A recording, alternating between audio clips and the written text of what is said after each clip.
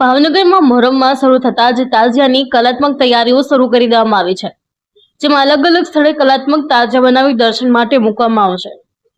આગામી સમયમાં મુસ્લિમ સમાજ માટે પવિત્ર ગણાતા મોહરમ માસનો આરંભ થતાની સાથે જ શહેરના વિવિધ વિસ્તારોમાં તાજિયા બનાવવાની તૈયારીઓ શરૂ થઈ ગઈ છે, જેમાં મુસ્લિમ બિરાદરો ઇમામ હુસૈન અલૈહિસ્સલામ અને કરબલાની શહાદતને યાદ કરી શ્રદ્ધાંજલિ રૂપે ભવ્ય અને કલાત્મક તાજિયાઓની તૈયારીઓમાં વ્યસ્ત જોવા મળી રહ્યા છે. શહેરી અને ગ્રામીણ વિસ્તારોના યુવાનો અને કલાકારોએ તાજિયા બનાવવા માટે બાંસ, થર્મોકોલ, પેપર મેચ અને રંગીન ફોઇલ જેવી સામગ્રી સાથે તૈયારીઓ શરૂ કરી દેવાઈ છે. ત્યારે મોહરમ માત્ર શોક અને શહાદતનો મહિનો નથી, પણ શાંતિ, સૌહાર્દ અને માનવતા માટે ઇમામ હુસૈનની જંગ યાદ કરવાનો પણ પ્રસંગ છે. ત્યારે ભાવનગર શહેરના હિન્દુ મુસ્લિમ લોકો તાજિયાની તૈયારીઓમાં સાથે મળીને ભાગ લેતા હોય છે તે દ્રશ્યો જોવા મળે છે. કેટલાક વિસ્તારોમાં તાજિયા માટે ફૂલો અને ઝુમર જેવી લોકો તરફથી ભેટમાં આપવામાં આવે છે, જે દેશમાં કોમી એકતા અને ગૌરવભેર ભાવિકતા દર્શાવે છે.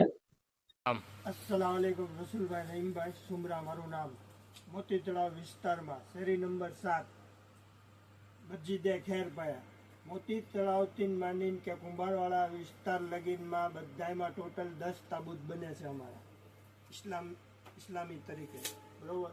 એમાં જેથી કરીને કોઈ એવું મટીરિયલ અમે નથી વાપરતા કે જેથી કરીને સમુદ્રમાં મચ્છી છે, કોઈ એવું જાનવર છે એને કોઈ નુકસાન પહોંચી એને શકે એવું કોઈ મટીરિયલ આપણે વાપરતા નથી. જેથી કરીને આ જે છે એ બનાવી છે એક યાદી છે, અમારા પીર ઇમામ હુસૈન બાપુની યાદી છે ને દિલમાં યાદી રાખીને બનાવી છે.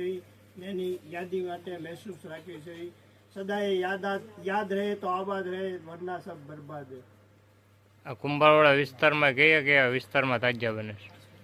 કાશ્મીરી કોટર, મોતી તળાવ, પછી મિલની ચાલી છે, પછી આમ જો તો આમે ઓલી ડેરી છે આપણે ત્યાં બને છે, બધી વિસ્તારમાં બને છે. અલગ અલગ 0 નંબરની શેરીથી કે 7 નંબરની શેરી લગીનમાં બને છે. અત્યારે તમારે 10મા મોહરમમાં કઈ પ્રકારના બહાર કાઢવામાં આવે છે? સાંજે 10મા મોહરમે પહેલા છેલ્લું મોહરમ હોય એટલે સાંજે 5, 5:30 બહાર નીકળી જાય છે. 5, 5:30 એની તકત ઉપર ચડી જાય છે.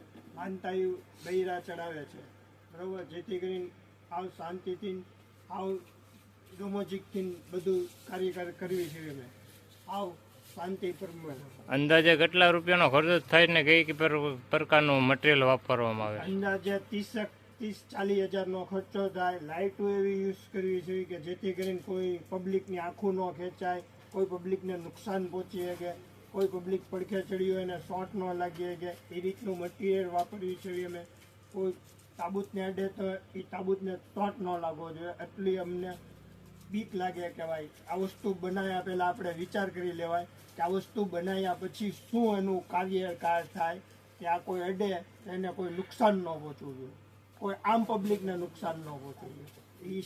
એટલે એની માટે અમે બધું જોઈ કાઢવીને વિચારી કાઢવીને વસ્તુ